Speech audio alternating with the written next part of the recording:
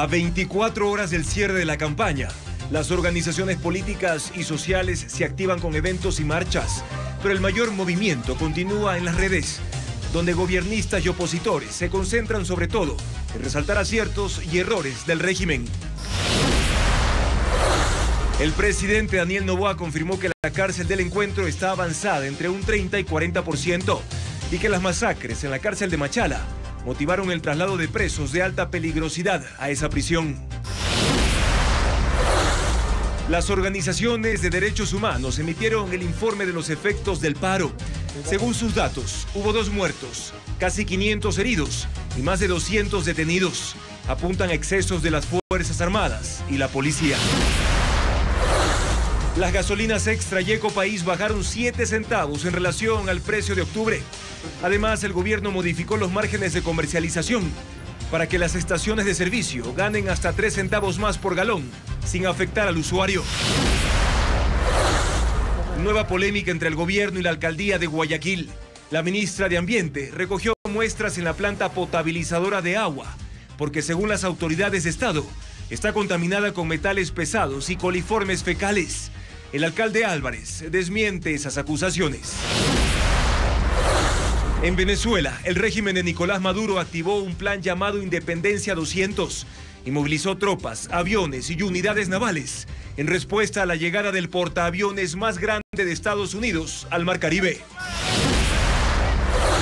Gonzalo Plata se unió a la selección ecuatoriana de fútbol y el equipo está completo para el partido amistoso ante Canadá. Faltan 4 días para un nuevo proceso electoral, la consulta popular y referéndum de este domingo 16 de noviembre, en el que más de 13 millones de ecuatorianos ejercerán su derecho al voto. Hoy es el penúltimo día de campaña por el sí y el no. Le damos seguimiento al ambiente electoral. Amigos, buenas noches y bienvenidos ya a Televistazo Estelar.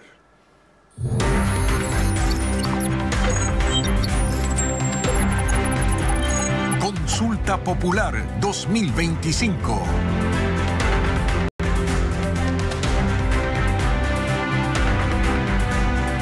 El presidente Daniel Noboa entró de lleno en la campaña por el sí. Además de una entrevista radial, participó en 2 eventos en Guayaquil. Mientras tanto, la CONAIE y la UNE también y otras organizaciones sociales organizaron marchas en Quito promocionando el no. Patricio Díaz tiene el detalle de la jornada. El presidente de la República está activo en campaña por el sí, a menos de 2 días para el cierre de la promoción electoral. Participó en un evento para madres solteras en Guayaquil, en la Universidad Ecotec. Más tarde, estuvo con becarios en el Instituto Tecnológico Argos. Previamente, explicó las razones para votar sin la consulta. Lo hizo en una entrevista en Radio Sucre, en donde negó que se quiera poner una base extranjera en Galápagos y afectar los derechos de la naturaleza en la constituyente. Para empezar, no va a haber base en Galápagos. No hay interés de que haya una base militar ni extranjera en Galápagos. El mandatario dice que no hay que adelantarse en los temas que pueda tener la constituyente, pero sí mencionó que además de la exfiscal Diana Salazar, hay otras figuras que su movimiento propondría para esa asamblea, como el excomandante de las Fuerzas Armadas, Jaime Vela, el exministro José de la Gasca, la asambleísta Natalie Morillo. Dice que su intención también es invitar al ex juez constitucional, Enrique Herrería. La promoción por el no decidió la tarde de este miércoles impulsar su propuesta con marchas. La CONAIE, Unidad Popular y organizaciones sindicales salieron desde la Caja del Seguro en Quito hacia la Plaza de Santo Domingo, con gritos contra el gobierno y pidiendo el voto por el no. Los ingresos a la presidencia estaban bloqueados con vallas y siguieron por la calle Guayaquil. El presidente de la CONAIE, Marlon Vargas, lideró el recorrido. El pueblo ecuatoriano está movilizado, haciendo campaña por el no rotundo y seguimos defendiendo los derechos fundamentales de los pueblos del Ecuador. Durante la mañana, la UNE también realizó una marcha por el centro norte de Quito.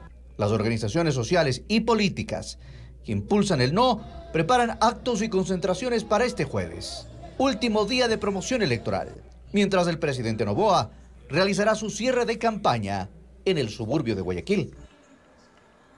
Una de las preguntas de la consulta popular plantea reducir el número de asambleístas de 151 a 73. Más allá del resultado, a varios analistas les preocupa que se haga hincapié en el número de los legisladores y no en su calidad. Veamos. Hoy son 151.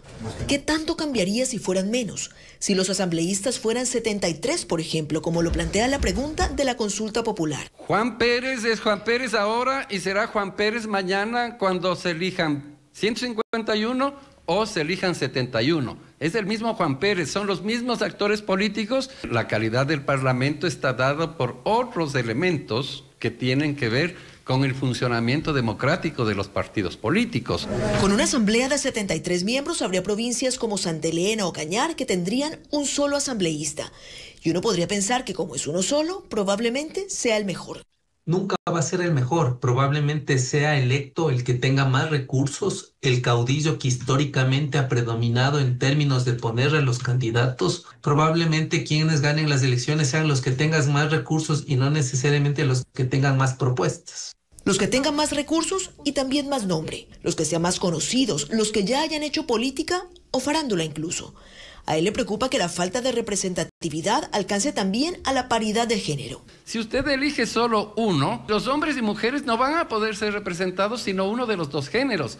Y obviamente en una sociedad patriarcal como la que tenemos, la representación básicamente va a ser de hombres y las mujeres van a perder los niveles de representación. La mala calidad de la política no se resuelve reduciendo el número de representantes. La mala calidad de la política se resuelve construyendo verdaderos partidos políticos. Y sobre eso no hay pregunta, al menos no en esta consulta popular. Y mucha atención porque no votar, abandonar la junta receptora del voto o asistir en estado de embriaguez genera multas en el CNE. Conozcan cuáles son las sanciones en esta consulta popular y referéndum en la siguiente nota de Joel Vanegas. 291.080 ciudadanos integrarán las juntas receptoras del voto. Tienen funciones que deben cumplir de forma obligatoria, de lo contrario serán sancionados. En caso de no asistir a la capacitación hasta el día de los comicios, deberán pagar una multa de $47. Las sanciones aumentan si los convocados no conforman la mesa electoral. En ese caso, deberán pagar una multa de $70.50. En caso de que se hayan instalado en la Junta pero la abandonen sin justificación antes de terminar el escrutinio o firmar los documentos electorales, las multas pueden ir desde $2.820 a $4.700. Al igual que en las últimas elecciones, si un miembro de Junta utiliza su celular luego de las 5 de la tarde para registrar las papeletas o documentos electorales, podrá ser sancionado con una multa entre $5.170 y $23.500. Que es la misma que se impondrá a los electores que utilicen el celular para tomar fotografías de la papeleta durante su votación. Se le entrega una notificación al ciudadano y la copia queda para entregar al Consejo Nacional Electoral, que a su vez entregamos al Tribunal Contencioso Electoral para que vea si amerita o no la sanción. También hay otras multas para los electores. Si no acuden a votar, deberán pagar $47. Quienes infrinjan la ley seca, porten armas sin justificación, hagan campaña política durante el silencio electoral, voten en estado de embriaguez o si provocan disturbios en los recintos electorales, deberán pagar $235. Después de los comicios, los pagos de multas se realizarán en ventanillas de las entidades financieras.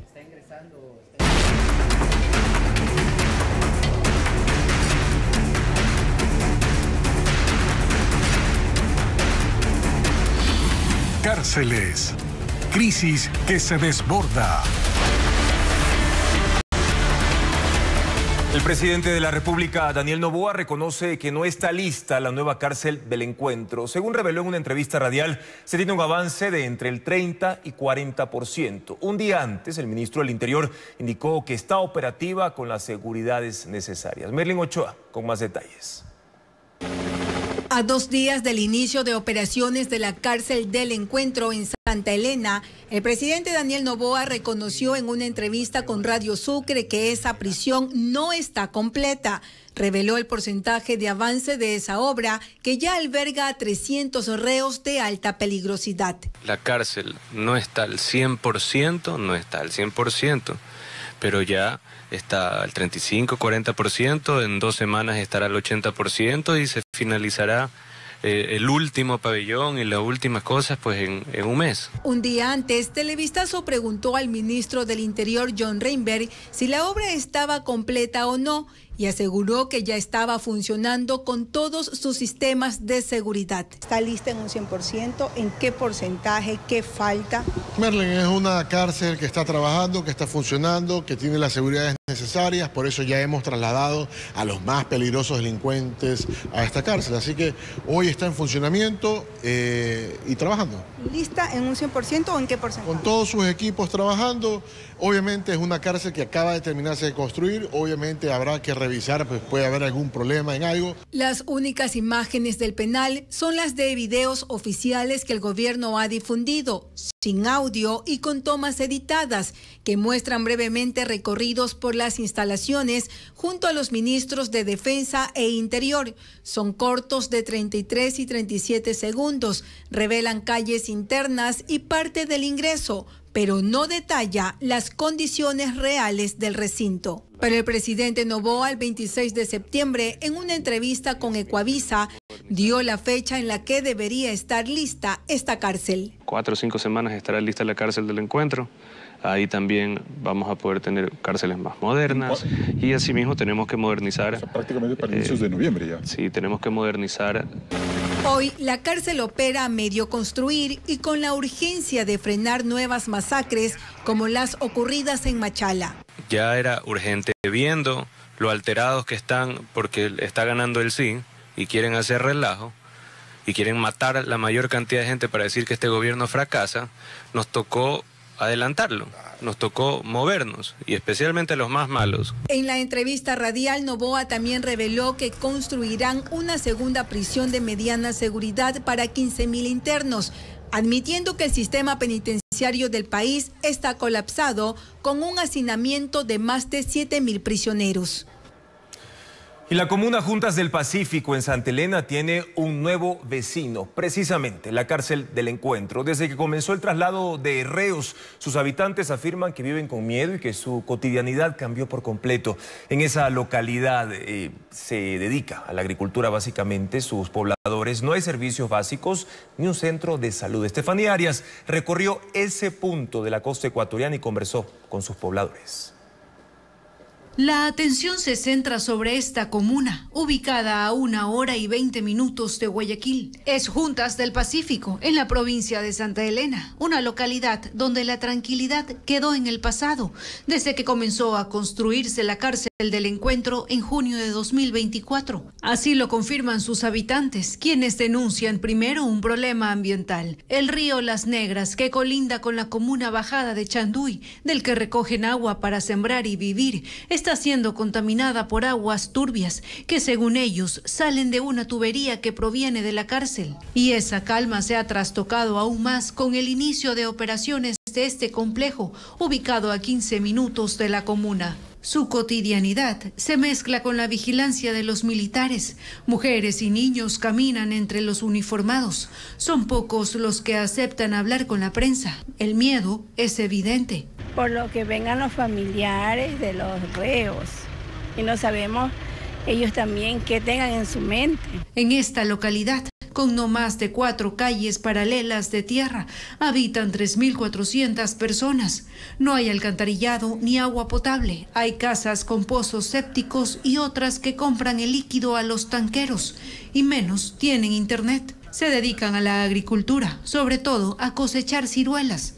De hecho, en el camino que conduce a la cárcel hay fincas de este y otros productos, pero algunos propietarios ya quieren irse de ahí. En el pueblo también hay pequeños negocios, tiendas y comedores, un parque, una iglesia, y hace 2 meses se inauguró la construcción de más aulas en la escuela Virgilio Torres y una cancha de césped sintético. Obras que fueron ofrecidas por el gobierno como parte del acuerdo para construir la cárcel. Aún está pendiente un centro de salud y el asfaltado de sus calles. ¿Tiene un centro de salud? ¿Para dónde van? A la parroquia Julio Moreno. ¿A cuánto está? A unos 6-8 kilómetros. Y aunque estos pobladores son los vecinos de la cárcel, desconocen los detalles de esta obra. A ellos les preocupa más su seguridad. De la cárcel que está aquí, una parte está bien, pero otra parte estamos mal, porque han venido los criminales los más duros. Por ahora no les queda más que continuar con sus labores agrícolas y su rutina diaria, aunque en ello siga creciendo la incertidumbre sobre el futuro del sector. Y desde hoy las estaciones de servicio reflejan los nuevos precios de las gasolinas Extra y Ecopaís, que bajaron 7 centavos en relación al precio de octubre. Además, el gobierno modificó los márgenes de comercialización para que los distribuidores ganen hasta 3 centavos más por galón sin afectar al usuario, como lo informa Adriana Bermejo. Desde este miércoles, el galón de las gasolinas Extra y Ecopaís es más barato. Hasta el 11 de noviembre se cobraba $2.91 y el nuevo precio es de $2.84, 7 centavos menos. Este precio se mantendrá hasta el 11 de diciembre. En un comunicado, el Ministerio de Energía atribuyó la reducción a un ajuste técnico al margen de comercialización y disminución permanente del costo de transporte y operación de combustibles. Esto no afecta al precio de venta al público del diésel, que seguirá costando $2.80 hasta diciembre, cuando será de $2.78, y en febrero del 2026 bajará a $2.70, según anunció el gobierno. A la par, con el decreto ejecutivo 209, el primero firmado por la vicepresidenta María José Pinto, el gobierno actualizó el margen de comercialización de las gasolinas Extra y Ecopaís, que sube de 16 a 19 centavos. Esos 3 centavos no los pagarán los usuarios. Esta optimización en los costos del precio de paridad de importación permite que, sin que se afecte al consumidor, se haga este inmenso beneficio y este justo reconocimiento al margen de comercialización de los distribuidores de derivados de petróleo. Ese margen adicional servirá para pagar préstamos y para adquirir equipos más modernos. En el país hay 1.250 estaciones de servicio, de las cuales solo 550 tienen márgenes de ganancia por encontrarse en ciudades grandes. 700 están en una situación crítica, según la Cámara de Distribuidores. 14 organizaciones que monitorearon el paro emitieron ya su informe final sobre vulneraciones a los derechos humanos. Ubican a la fuerza pública como el principal agresor y dan cifras sobre personas fallecidas, heridas y también desaparecidas. La Alianza por los Derechos Humanos, que reúne a 14 organizaciones no gubernamentales, emitió su informe final sobre las vulneraciones detectadas durante el paro. La mayoría se registró en Imbabura y Pichincha. Hubo 2 fallecidos, 16 desapariciones temporales, 473 heridos y 206 detenidos. La discrepancia y el subregistro de las cifras que presenta el gobierno, las pocas cifras que ha presentado en relación con personas detenidas. El día de mayor represión, el 14 de octubre, señalan haber detenido aproximadamente 9 personas. Sobre los heridos, el dato que ofrece este informe es el único que existe. El gobierno no lo ha dado hasta la fecha. Respecto de la institución involucrada en la violación de derechos, en 296 casos, es decir, el 76% del total de reportes confirmados, es la fuerza pública, militares y policías, según el informe. La respuesta gubernamental al derecho a la protesta desde el día 1 fue una respuesta militar. Fue una respuesta estigmatizante. Entre los derechos que más vulneraciones registraron están la privación de libertad, resistencia, protesta y a la integridad física.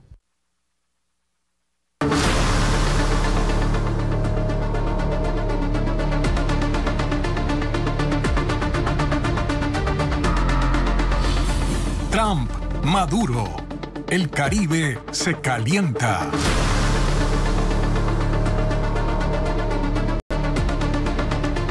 La movilización del buque de guerra más grande del mundo a la zona de responsabilidad del Comando Sur de los Estados Unidos en el Mar Caribe complementa la gigantesca flota con la que la administración Trump enfrenta organizaciones criminales transnacionales en la región.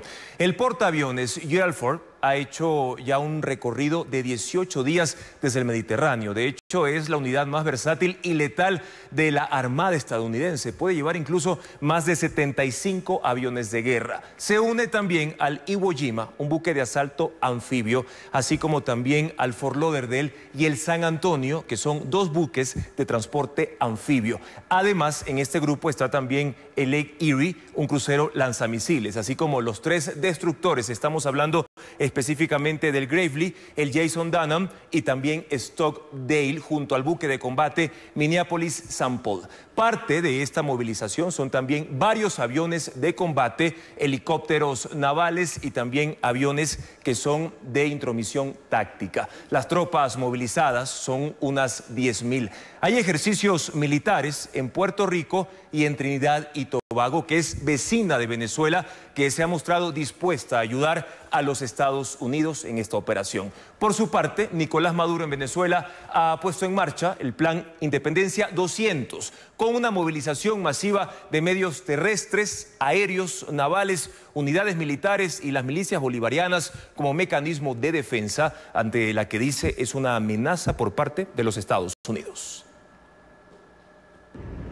Venezuela anuncia una vez más una extensa movilización de personal y equipo militar, una nueva fase del Plan Independencia 200 para la defensa territorial, ante la que consideran como una amenaza directa de Estados Unidos. Se trata de un despliegue de unidades aéreas, terrestres y marítimas, así como de miles de soldados. Nicolás Maduro ha dicho que además tiene 5.000 misiles rusos para la defensa antiaérea. Desde que en agosto Estados Unidos lanzó una operación contra el narcotráfico en la región del Caribe, han anunciado la destrucción de 20 lanchas y la muerte de unos 76 implicados en supuestas acciones de narcotráfico. Pero Nicolás Maduro denuncia que detrás está la intención de buscar un cambio de régimen en Venezuela. Estados Unidos ha declarado a ese país como un narcoestado y a Maduro como su líder. Y si bien Donald Trump ha dicho que Maduro y otros sienten la presión estadounidense, se ha negado a confirmar si busca una acción militar directa en Venezuela. El Departamento de Guerra de Estados Unidos refuerza la decisión de Donald Trump de desmantelar a organizaciones criminales transnacionales y combatir el narcoterrorismo. Pero este despliegue naval ordenado por Trump es de tal magnitud que expertos del Centro para Estudios Estratégicos e Internacionales de Estados Unidos han dicho que es el más grande de la historia de ese país desde la Primera Guerra del... Las hijas de Fernando Villavicencio detallan el rol cumplido por José Serrano, Javier Jordán, Daniel Salcedo y Ronnie Aliaga en la acusación particular que presentaron ante la jueza del caso Magnicidio FB. Jacqueline Rodas con la información del documento. Tamia y Amanda, hijas de Fernando Villavicencio, presentaron acusación particular en contra del exministro José Serrano, el exasambleísta Ronnie Aliaga, Daniel Salcedo y Javier Jordán, los 4 procesados como posibles autores intelectuales del asesinato del ex candidato presidencial. Como acusadoras, podrán intervenir directamente en el proceso penal a la par de la Fiscalía, presentar pruebas y solicitar al tribunal que imponga penas. Las hermanas Villavicencio, en su escrito enviado a la jueza, centran su acusación en la existencia de un grupo estructurado y coordinado, cuya actuación no se limitó a la ejecución material del hecho, sino que incluyó la provisión de logística, financiamiento, información estratégica y posterior encubrimiento de los autores mediatos, intelectuales e instigadores del crimen. Y detallan su acusación individual. Dicen que de acuerdo a las pruebas recabadas hasta la fecha, José Serrano mantuvo el dominio estratégico de segmentos de la policía, obtuvo información reservada del esquema de protección de Fernando Villavicencio y la entregó al grupo criminal, lo que fue un aporte decisivo para la ejecución del atentado. De Javier Jordán, dicen que indujo, promovió y aceleró la decisión del crimen. Lo ubican como el instigador directo y facilitador de la operación y que lo hizo como retaliación contra la víctima por interés económico. A Daniel Salcedo lo ubican como el administrador del financiamiento ilícito. Aplicó mecanismos de ocultamiento contable y se encargó de la coordinación logística para el crimen. Ronnie Aliaga actuó como conexión entre actores políticos, penitenciarios y estructuras delictivas. Fue el articulador territorial y garante de impunidad y buscó protección institucional posterior al crimen. La instrucción fiscal de este caso termina en diciembre, pero podría extenderse un mes más si vinculan a más procesados. Continuamos con más información, amigos. Cientos de jóvenes llegaron a la feria de empleo organizada por el Ministerio de Trabajo y 50 empresas cuencanas que ofrecen 600 plazas. El objetivo del evento desarrollado en la capital azuaya es generar más oportunidades de crecimiento laboral y así fortalecer el vínculo entre las empresas locales y el talento joven del país. La mañana de ese miércoles unas 1.200 personas hicieron largas filas para buscar una nueva fuente de trabajo. La cita fue en el Salón Yanuncay del Mall del Río, donde se desarrolló la Feria Empleo, convocada por el Ministerio de Trabajo y por 50 empresas cuencanas que buscan llenar 600 plazas de trabajo en áreas como informática, arquitectura, ingeniería, entre otras. El empleo pleno ha incrementado por encima del 30%, lo cual significa que hay una interacción entre el crecimiento de exportación, también el crecimiento de la inversión en el área de la construcción. Olga Rojas, de 24 años, graduada de Psicología, y Antonio Rodríguez, de 25, quien estudió Género y Desarrollo, llegaron muy temprano al evento. Quisiera conseguir empleo en atención al cliente y desarrollarme en otras áreas. Tengo la posibilidad de entrar a trabajar en varias empresas. En realidad, en lo que tengo experiencia, ya me han ofrecido incluso una llamada para una primera entrevista. Juan Carlos Cordero, representante del Grupo Ortiz, que agrupa a 32 empresas en el país, dice que la feria busca que más jóvenes cuencanos puedan desenvolverse en distintas áreas. Cuenca es la ciudad con menor índice en relación con la falta de empleo para los jóvenes. Siempre existen alternativas, puestos de trabajo. Esa es la segunda feria de empleo organizada por el Ministerio de Trabajo este año. Y a la fecha, 2.500 postulantes registra la página web de esa entidad gubernamental, que también informó que 500 de esas personas ya cuentan con contratos laborales.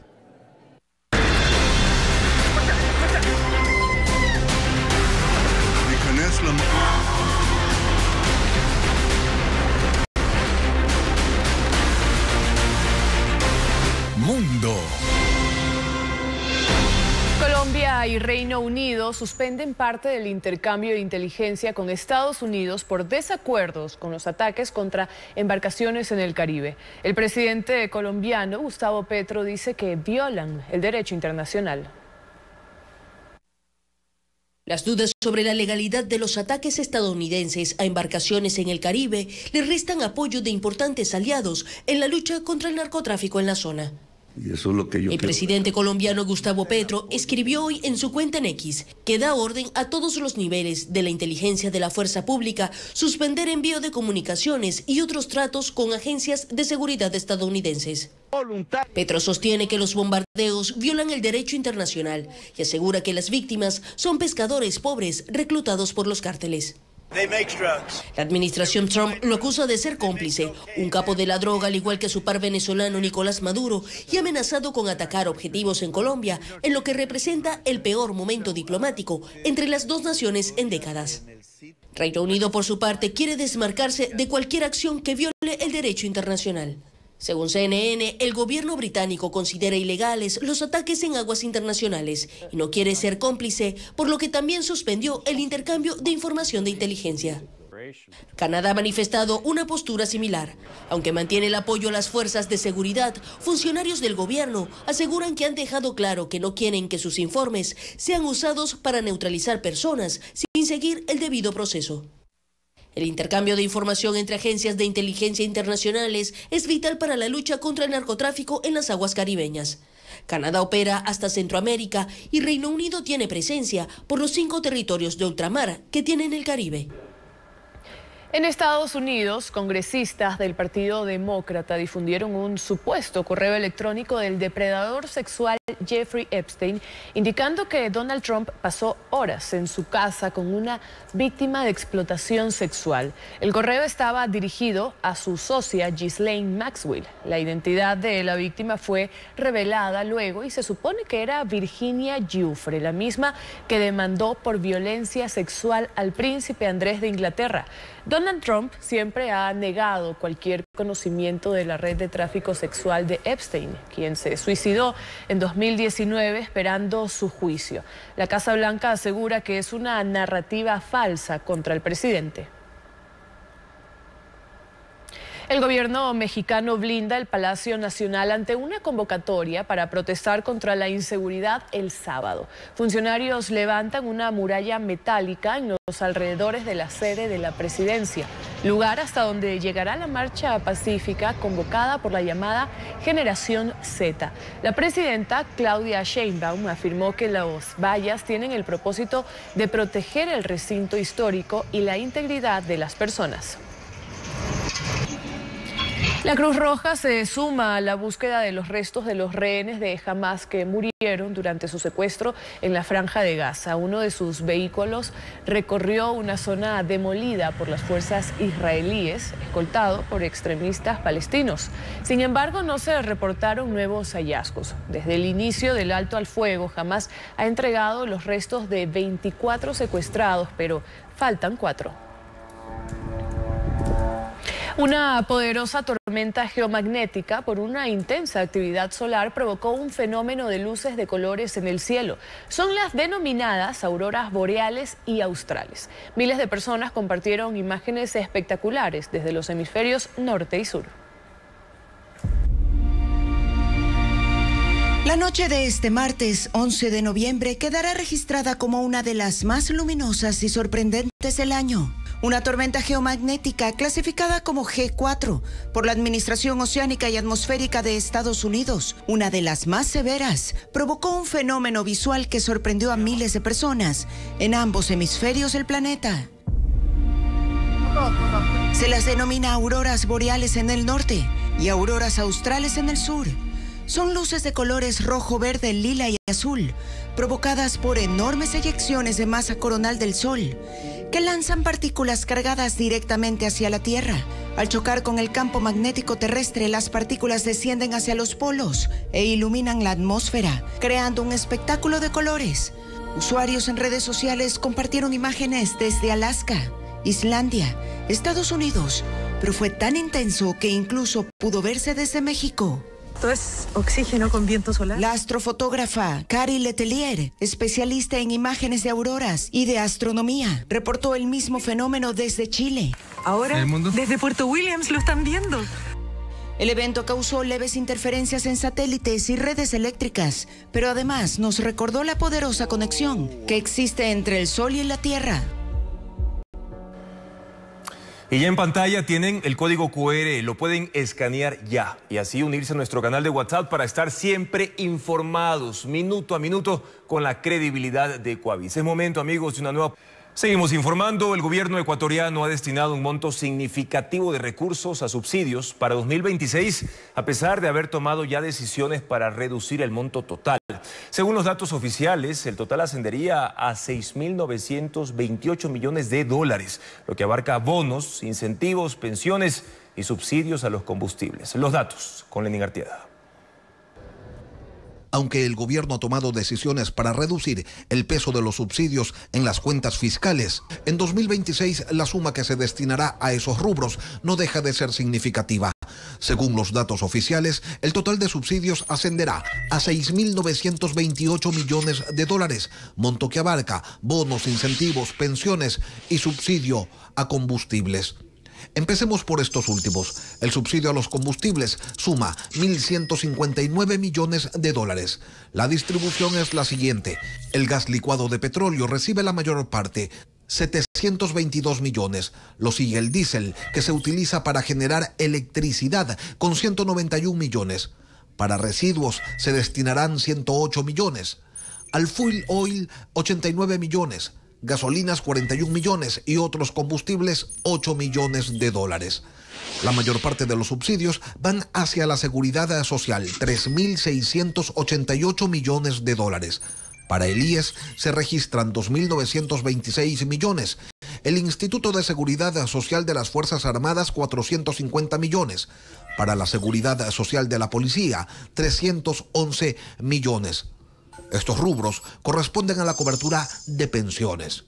Pero allí no se terminan los subsidios. porque para desarrollo social se asignan 1.949 millones de dólares. Los rubros más altos se destinan al bono de desarrollo humano, 700,83 millones. Para pensiones de adultos mayores, 365,69 millones. El incentivo al diésel, el subsidio temporal que reciben los transportistas, tiene registrados 196,70 millones de dólares. El bono Joaquín Gallegos Lara, 120 millones. El bono de los 1000 días, 107,34 millones. El total de receptores de bonos asciende a 508.666 personas. Y aquí es donde empieza un nuevo debate en el que se cuestiona si es sostenible para las cuentas fiscales que el país destine casi 7.000 millones de dólares en subsidios.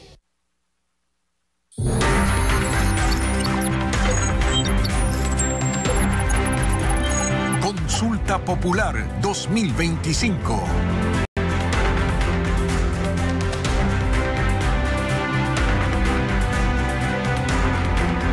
La campaña por el referéndum y consulta popular no ha tenido mayor movimiento en recorridos o, por ejemplo, los eventos masivos. La batalla por captar el apoyo de los electores se centró en las redes sociales. Y Patricio Díaz informa sobre el alcance de la promoción digital y presenta algunos datos de inversión y alcance en línea. La promoción por el sí ha estado matizada por caminatas y eventos puntuales de asambleístas. El no, fuera de espacios de promoción y conversatorios, tampoco ha tenido mayor movimiento. Incluso el presidente Noboa recién se incorporó a la campaña el lunes. Las estrategias de ambas partes se enfocaron en especial en redes sociales. Y ahí, el no, por ejemplo, además de cuestionar las preguntas, resalta las fallas del gobierno. Sus posteos con rostros diferentes y utilizando creatividad lo distancian de la tradicional oposición que ha enfrentado el oficialismo. No es la oposición partidista que habitualmente está en el radar del gobierno, sino una oposición que ha emergido primero de la preocupación de la seguridad, segundo de la ineficiencia en el sistema de salud y que ha pasado de ser solo consumidora de contenido a generar sus propias narrativas. Aprovechando también mensajes errados de los voceros del Ejecutivo. Lo que pasa es que el gobierno ha terminado más en una dinámica de aclarar lo que han dicho sus propios voceros. La promoción del sí resalta en sus mensajes, en cambio, los éxitos del Ejecutivo y la importancia de las preguntas para el país. El reciente ingreso del presidente en campaña es fundamental para esta tendencia. Y sus primeros resultados, más que en obra física, han sido en este tema de contener la economía. Y uno de sus principales discursos es el riesgo país. Pero resulta muy complejo explicarle al ciudadano de a pie qué implica este trabajo que ha hecho el gobierno nacional. Según los expertos, el presidente tiene aún el espacio para aprovechar una de sus ventajas. No es una elección de decano, no es una elección de sentido común, sino una elección de simpatía y de otros factores. Y en eso Noboa está intacto. Todavía mantiene, digamos, este halo de inmunidad que le da hacer lo nuevo. Todavía frente al correísmo tiene 2 años en la escena versus el correísmo que tiene 20 con todos sus aciertos y cuestionamientos.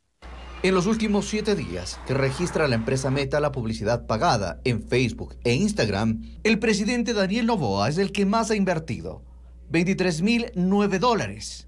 Incluye posteos de información del gobierno y sobre los temas de la consulta. La cuenta por el no con mayor inversión es Informatech.tv, con $4.090, que está en el puesto 19. Aunque el CNE ha dicho que estos datos los incluyen en el gasto electoral, fuera de ello, en el país, no hay control sobre redes sociales. El gobierno propone reducir de 151 a 73 el número de asambleístas en el país, una medida que, de aprobarse en la consulta popular, recortaría drásticamente la representación de la mayoría de provincias y mantendría sin cambios los 6 escaños del exterior, pese a su baja población electoral. La explicación en el siguiente informe de Joel Vanegas. La consulta popular impulsada por el gobierno incluye reducir el número de asambleístas de 151 a 73. La iniciativa plantea que el legislativo se conforme por 10 asambleístas nacionales, 1 por provincia y 1 adicional por cada 400.000 habitantes.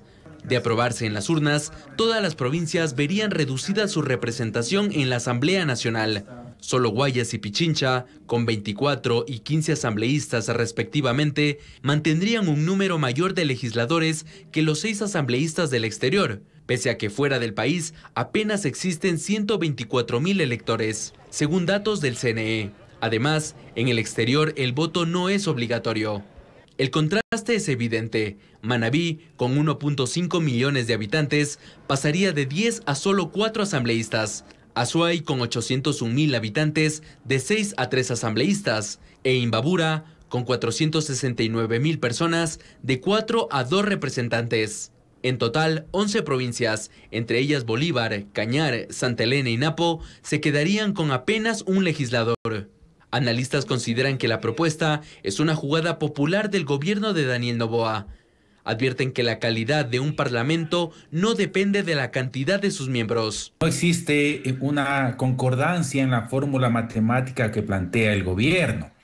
Entonces, esta consulta, como otras que ha habido en el Ecuador, nacen más que nada de un cálculo político de quién está en el poder. El método que nos propone el gobierno, el exterior no debería mantenerse con los asambleístas que están en la propuesta. Una reducción drástica podría profundizar el centralismo y dejar en desventaja a las provincias más pequeñas, dicen los analistas, que prevén que si la opción es aprobada, habrá una asamblea con solo 2 fuerzas políticas predominantes. Continuamos con más. Un nuevo derrame de crudo se reporta por la rotura de una tubería del oleoducto en el kilómetro 6 de la vía Los Zorros en el Coca, provincia de Orellana. La emergencia se ha extendido ya 5 kilómetros desde la comunidad El Conde hasta llegar al río Napo. Al menos 100 comunidades han tenido que paralizar sus actividades por la posible contaminación en sus aguas. La presidenta de la parroquia, García Moreno, dijo que pondrá una denuncia en la Defensoría del Pueblo para exigir a Petroecuador el cambio de tubería y la remediación ambiental. 50 trabajadores de la empresa pública están en estos momentos operando en la contención del crudo y se han evacuado 230 barriles.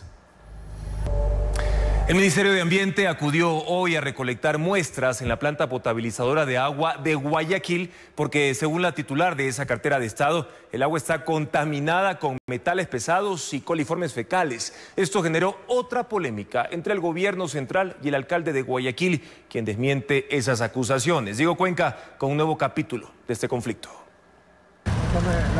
La polémica entre el gobierno y el municipio de Guayaquil tiene un nuevo episodio, porque este miércoles funcionarios del Ministerio de Ambiente acudieron a la planta potabilizadora de agua La Toma para recolectar 2 muestras que serán analizadas con el objetivo de determinar el nivel de contaminación en ese servicio básico. Esa diligencia estuvo liderada por la titular de esa cartera de Estado, Inés Manzano, quien describió los resultados de otros análisis que hicieron en el río Daule. Hemos hecho en el río donde hacen la captación y el río tiene exceso de coliformes fecales, exceso de aluminio, entre otras cosas. 20 a 25 veces más aluminio que lo que deberían de tener según la norma.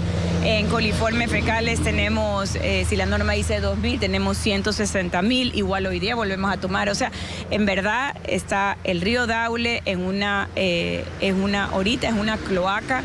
Esas acusaciones fueron negadas por el alcalde de Guayaquil, Aquiles Álvarez, quien en su enlace radial de ese miércoles aclaró que esa agua es tratada. Hablan tanto del río Daule, 242 kilómetros tiene el río Daule, nosotros lo cogemos en el último tramo. ¿Para qué? Para tratar el agua de manera, como se dice ahora, industrializada, para entregarla de forma apta para el consumo de los guayaquileños. La ministra Manzano aseguró que tomarán muestras en otros sectores de Guayaquil, como en las piscinas de oxidación de la avenida Narcisa de Jesús, en una estación de bombeo del río Guayas y en el sector de las esclusas. Por favor, no tomen el agua del grifo directamente. Hiervan el agua. Además, pidió al municipio que fiscalice adecuadamente a la concesionaria Interagua, encargada del servicio. Si yo fuese politiquero, como algunos, me sumaría pues esta denuncia para de una vez buscar terminar la concesión con Interagua y solo decirle a los guayaquileños que el agua es apta para el consumo. Esa pugna continúa 4 días después de que el presidente Daniel Noboa en sus redes sociales denunció la contaminación en el agua potable que se distribuye en Guayaquil y la denuncia en Fiscalía que presentó el Ministerio de Ambiente contra el municipio y la empresa de agua potable Interagua. Adicional a eso, la Defensoría del Pueblo también empezó una investigación. El sistema penitenciario del país tiene varios problemas de fondo que no se resuelven con la nueva cárcel del Encuentro. El hacinamiento, la falta de clasificación de presos y los reos sin sentencias son algunos. Merlín Ochoa profundiza en este tema. El sistema penitenciario ecuatoriano se encuentra en una crisis estructural que no se soluciona con la apertura de la nueva cárcel del Encuentro en Santa Elena. Los problemas de fondo del sistema penitenciario siguen casi intactos. Uno de ellos es el hacinamiento. En el país, hasta finales de octubre, según el SNAI, había 36.800 reos distribuidos en 36 centros. El hacinamiento es del 37.53%, equivalente a más de 13.600 reclusos adicionales sobre la capacidad instalada. La cárcel más crítica es la de Machala en El Oro, con una sobrepoblación de 138%. Ahí deberían estar 620 presos, pero hay 1.500. Le siguen los penales que están en las provincias de Esmeraldas, Imbabura, Loja, Guayas y Pichincha. Otros problemas son la falta de clasificación de los reclusos y la escasez de personal penitenciario. Ecuador es, además, el único país donde un guía penitenciario custodia en promedio a 43 presos, cuando el estándar internacional recomienda 1 por cada 12. Actualmente, 22.652 reclusos tienen sentencia y 13.674 son procesados y tienen prisión preventiva, lo que refleja también un problema judicial que agudiza el colapso del sistema carcelario. Militares hallaron celulares y hasta antenas de internet durante un operativo en la cárcel de Portoviejo, en Manabí. Además, en El Oro, uniformados encontraron 600 galones de combustible tipo diésel de manera ilegal. Estefanía Arias con el resumen de estas y otras operaciones en Guayas. La Brigada de Caballería de las Fuerzas Armadas realizó una operación de control de armamento, munición y explosivos en el interior del Centro de Privación de Libertad de Portoviejo, en Manabí. Los uniformados encontraron celulares, antenas de internet, armas blancas y otros objetos tecnológicos. Estos estaban ocultos en huecos hechos en las paredes de las celdas. Los presos fueron sacados al patio del centro penitenciario para este operativo.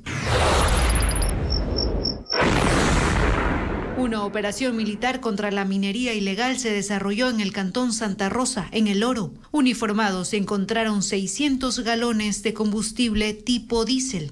Además, colocaron sellos de prohibición en una excavadora, un generador eléctrico y una bomba de agua. Las evidencias fueron destruidas y no hubo detenidos. Fueron 9 los allanamientos que la policía realizó en la cooperativa Divino Niño y El Arbolito en Durán y en el distrito Modelo de Guayaquil durante los últimos 2 días. En el operativo, denominado Tormenta 50, los agentes encontraron armas de grueso calibre con municiones, gran cantidad de droga y recuperaron vehículos reportados como robados. También fueron aislados 2 menores de edad de 13 y 17 años por el presunto delito de extorsión. Y en medio de la intervención en Durán, los uniformados frustraron un intento de sicariato en el sector del Divino Niño y detuvieron al atacante. El niño de 11 años desaparecido desde el domingo fue hallado con vida en el Cerro Puñay, en Chunchi, en Chimborazo. Cerca de 100 efectivos entre policías, militares y también bomberos de los cantones Alausí, Riobamba y Chunchi trabajaron en la búsqueda del menor, que había sido visto por última vez mientras descendía el Cerro Puñay. La tarde de este miércoles, el menor fue hallado en una quebrada de difícil acceso y trasladado a una casa de salud para su evaluación médica. El presidente Noboa señaló que el gobierno analiza la participación de alianzas público-privadas para la atención de salud en el IES y también el sistema público. Además, anunció la adjudicación de contratos para sistematizar las derivaciones y distribuir medicamentos en los hospitales. Paul Romero con más información. El presidente Daniel Noboa aceleró su agenda por la campaña electoral y en una entrevista en Radio Sucre en Guayaquil ratificó su propuesta de transferir el servicio de salud del Instituto Ecuatoriano de Seguridad Social al Ministerio de Salud Pública para que el IES se enfoque en administrar pensiones e inversiones, pero incluyó una alternativa. Estamos explorando posibilidades de alianzas público-privadas de salud de opciones que funcionen, porque al final del día estamos para darle un mejor servicio a los ecuatorianos. Para modernizar el sistema de derivaciones del IES a diferentes casas de salud, el presidente dijo que el Consejo Directivo firmó un contrato con una empresa internacional. La adjudicación de HealthBird. HealthBird es el sistema que determina la colocación o la derivación a una clínica privada o a una clínica pública. Entonces, antes era el bendito call center. Y otro contrato para la distribución de medicamentos en el IES y el sistema de salud pública, que hace la distribución y manejo de inventario de medicinas en el Perú, que se llama Salog. Salog es una empresa japonesa con pues muchos ejecutivos y participación brasilera también. Y Salog, ¿qué es lo que hace? Hace algo muy parecido a lo que hace HealthBird en las citas y en las asignaciones y derivaciones, pero lo hace con las medicinas. El mandatario no especificó las condiciones y los montos de sus contratos y defendió a su representante ante el Consejo Directivo del IES, Edgar Lama, cuestionado por sus posibles conflictos de intereses porque una empresa vinculada a su familia es prestadora de servicios médicos del IES. La campaña de Daniel Noboa estuvo marcada por una serie de anuncios sobre su gestión como presidente de la República, como el objetivo de imponer los temas que se hablan en la opinión pública. Así lo explican dos analistas políticos, quienes revelan la estrategia que usan para lograr persuadir a los electores a favor de la consulta popular y el referéndum de este domingo. Diego Cuenca describe cuáles son los contenidos que se difunden en las redes sociales del presidente Noboa.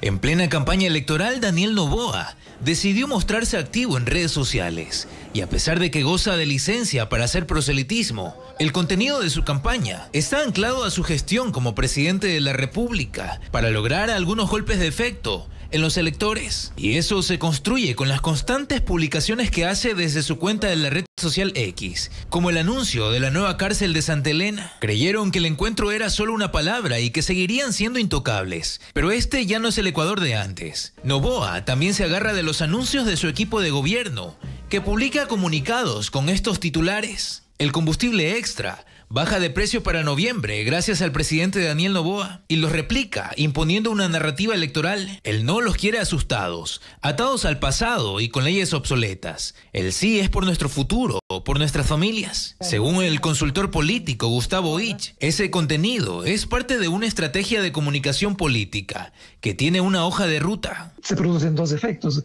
El primero es la sensación de que hay un presidente que gobierna y el otro efecto es conducir la opinión pública de manera que los temas que se han estado planteando precisamente en esas esferas, en los medios de comunicación, en las redes sociales, se dispersen, se fragmenten y el elector tenga no una información adecuada porque no ha habido debate. Desde el 1 de noviembre que empezó la campaña, ha realizado 12 publicaciones, un promedio de un post por día, donde ha destacado indicadores económicos para sustentar el incremento de las ventas, la disminución del riesgo país, que pasó a 688 puntos, incluso generando polémicas contra autoridades que representan a la oposición de su gobierno, como las acusaciones contra el alcalde de Guayaquil, Aquiles Álvarez, sobre el mal tratamiento del agua potable por parte de su administración municipal. Y todo eso tiene un propósito, asegura el analista político Esteban Noboa. Va a tener connotación proselitista, pero eso no quiere decir que no deba hacerlo, porque realmente la ciudadanía tiene que informarse. Tratar de ser lapidario en los comentarios que dice, ¿no? Otro de los golpes de efecto fue el anuncio de los 6 candidatos para asambleístas constituyentes, a pesar de que aún no se conoce si ganará el sí. En la pregunta para crear una nueva constitución, en ese sentido da un golpe de efecto porque claramente él está consciente que su madre, Anabela Arcín, y la fiscal Diana Salazar tienen muchísima aprobación. En este escenario, el presidente Noboa tiene un día más para hacer proselitismo, porque la campaña para la consulta popular y el referéndum culmina ese jueves.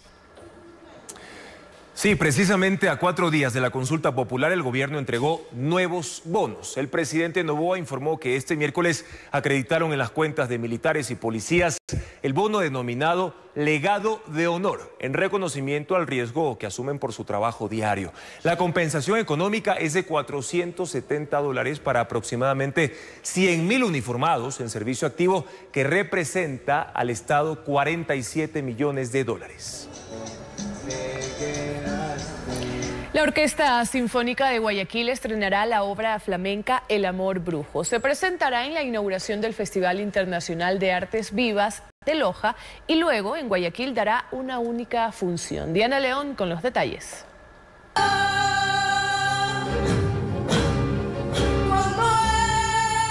La fuerza dramática del flamenco y de los instrumentos sinfónicos se juntan en la pieza clásica El Amor Brujo, del compositor español Manuel de Falla. La obra de 45 minutos será musicalizada por la Orquesta Sinfónica de Guayaquil y se presentará en el Teatro Benjamín Carrión de Loja, en el marco de la inauguración del Festival Internacional de Artes Vivas, este jueves 13 de noviembre. Esto es un estreno para el Ecuador, para empezar porque esta versión del Amor Brujo que estamos presentando es la primera versión. Es una versión que se toca muy poco porque el propio Manuel de Falla después la reescribió. Sobre el escenario los acompañarán 15 músicos, 5 bailadores y una cantaora. Destacan los artistas españoles invitados, Sara Holgado y Pablo Egea.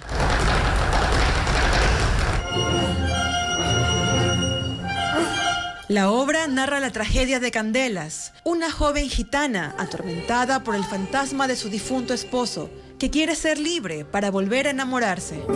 La obra tendrá además una única función en Guayaquil, este sábado 15, en el Teatro Centro de Arte, a las 7 de la noche. La pieza musical Victoria Junín, Canto a Bolívar, se estrenará este viernes en el Centro Cultural Olmedo en un recital gratuito a cargo de la Orquesta Filarmónica de Guayaquil. Y la actriz Marina Salvareza asume la dirección de una nueva obra dramática. Diana León nos tiene los pormenores de la agenda cultural.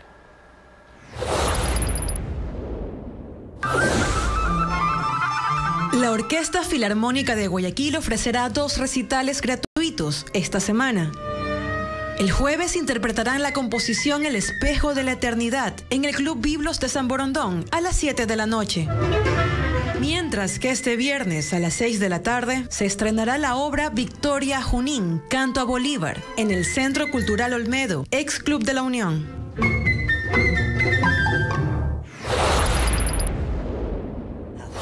Solamente te he llamado porque aquí hay una herencia que es compartir. Las actrices Marta Ontaneda y Marina Salvarezza presentan la obra Hay que deshacer la casa entre el jueves 13 y sábado 15 de noviembre. No pasó nada. Bueno, la pieza dramática narra el reencuentro de 2 hermanas tras la muerte de su madre, que se desarrolla entre reproches, risas, confesiones y heridas del pasado.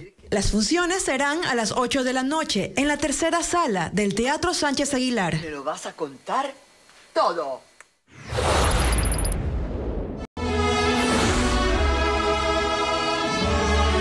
La Orquesta Ciudad de Quito presentará el recital Susurros de la Naturaleza.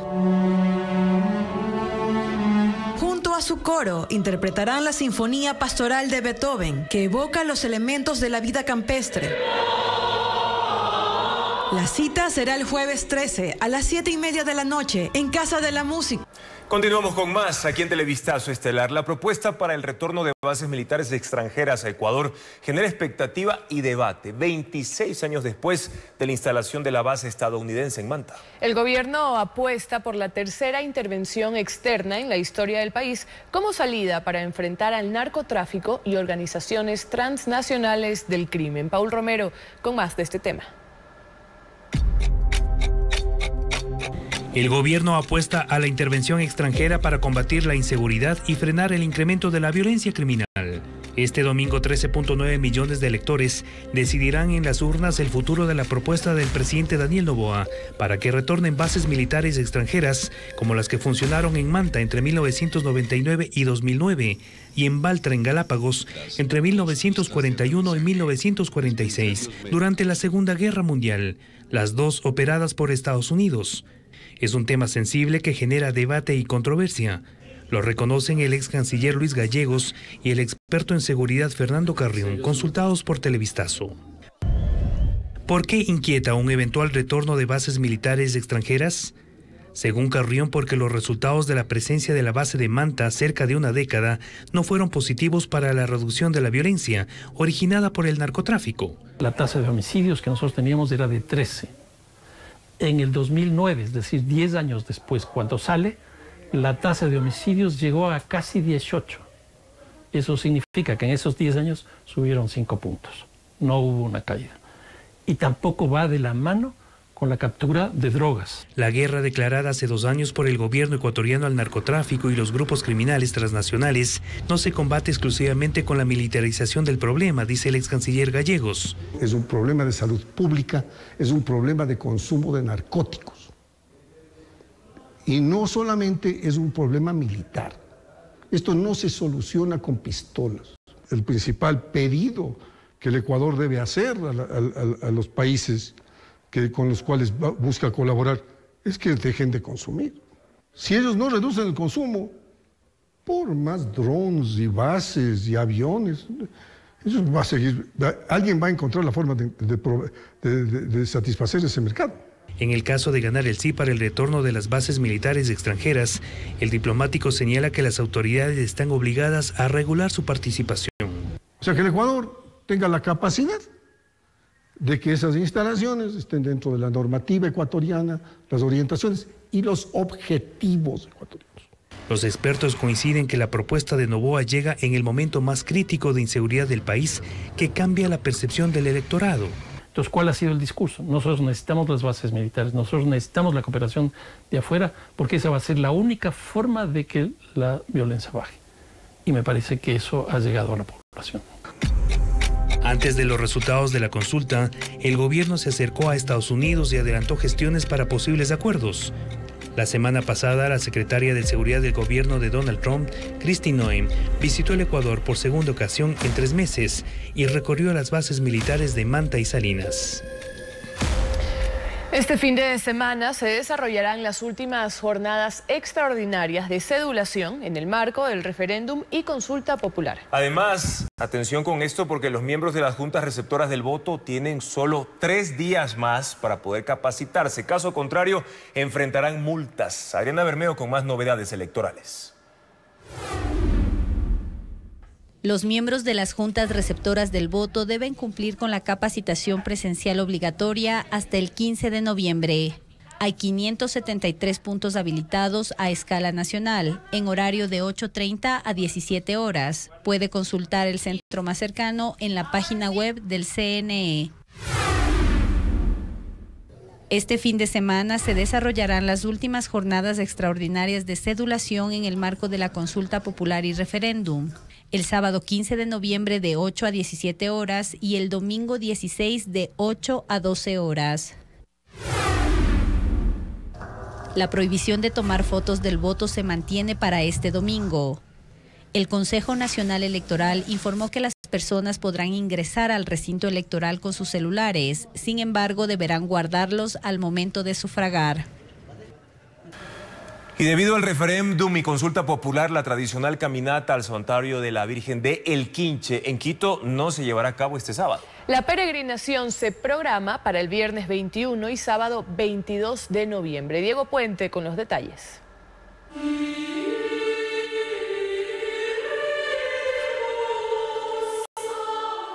La tradicional caminata al santuario de la Virgen del Quinche se postergó una semana por la consulta popular que se realizará este domingo. La peregrinación se hará el viernes 21 y sábado 22 de noviembre. Consideramos que han de caminar unas 700, 800 mil personas.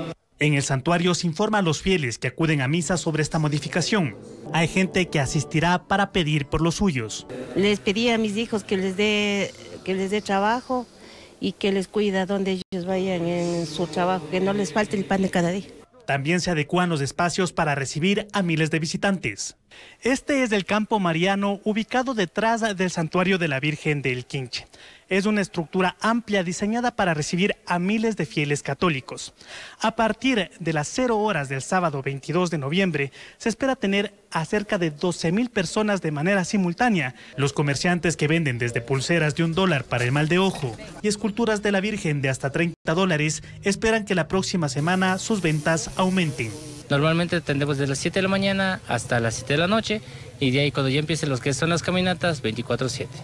Los detalles de la organización y de los planes de seguridad se coordinan con la policía y a mediados de la próxima semana se conocerán públicamente. Se adelantó que estará prohibido el consumo de alcohol, participar con niños menores de 12 años y circular por Chaquiñanes. Bailarines, músicos y parte del equipo de Shakira compartieron en sus redes sociales los lugares turísticos que visitaron en el país. Incluso uno de ellos adoptó a un perrito y lo llamó Quito en honor a la ciudad que acogió a la barranquillera durante los 3 conciertos. En sus cortas pausas, miembros del equipo internacional que viaja con Shakira en su gira se dieron tiempo para conocer lugares turísticos del país y dejar en sus redes sociales sus impresiones. El percusionista de la gira, Brendan Buckley, compartió en sus redes sociales varias fotografías de su paso por Ecuador. Entre los lugares que visitó se encuentran el Parque La Carolina, el Museo Guayasamín y el barrio de la Floresta en Quito. Junto al pianista Albert Menéndez, también recorrió cafeterías, el centro histórico e incluso aprovechó para practicar jiu-jitsu. Por su parte, la bailarina Maria Calvo publicó imágenes tomadas durante su visita a la mitad del mundo. Uno de los integrantes del equipo del artista adoptó un cachorro al que llamó Quito. El encuentro ocurrió detrás del escenario, cuando la Fundación Camilo en Acción Animal llevó varios perros para compartir momentos de distracción con el equipo de la gira Las Mujeres Ya No Lloran. El nuevo dueño, Carson, planea llevar al pequeño a Estados Unidos. Y asimismo, Shakira ya se despidió con muestras de cariño para Ecuador. Anoche fue su tercer y último concierto en Quito como parte de la gira Las Mujeres Facturan. Antes de irse, saludó desde su automóvil a los fanáticos que la esperaban afuera del Estadio Olímpico Atahualpa.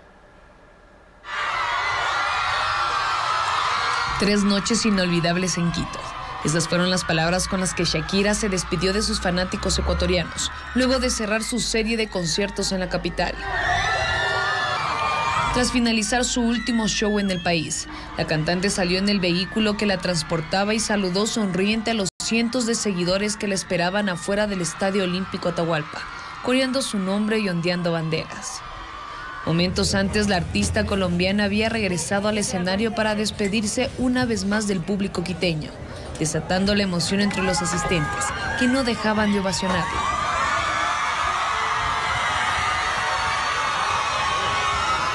Durante su estancia, Shakira se declaró enamorada del Ecuador y contó que aprovechó su visita para conocer la mitad del mundo, junto a sus hijos Milán y Sasha. Además, recibió un poncho ecuatoriano con un diseño de loba, en honor a uno de sus símbolos más representativos. Gracias, Rob.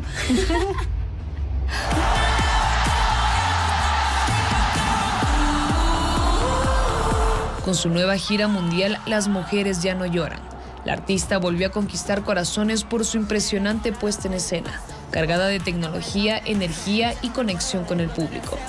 Shakira, con 30 años en la música, se puso más vigente que nunca tras el lanzamiento de su último disco que da nombre a su gira, cargado de mensajes de empoderamiento. Logró cautivar también al público más joven gracias a colaboraciones con artistas de distintas generaciones, y en sus presentaciones no dejó de interpretar sus temas clásicos.